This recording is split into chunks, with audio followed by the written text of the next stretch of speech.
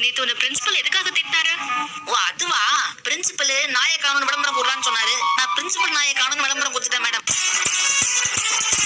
பா கேப்ல வாய் விட்டு கேப் இல்லாம அடி வாங்கியிருப்பேன். என்ன ஷின்சான், நீ எக்ஸாம்ல எழுதின ஸ்டோரியில உப்பு சப்பு எதுவுமே இல்ல?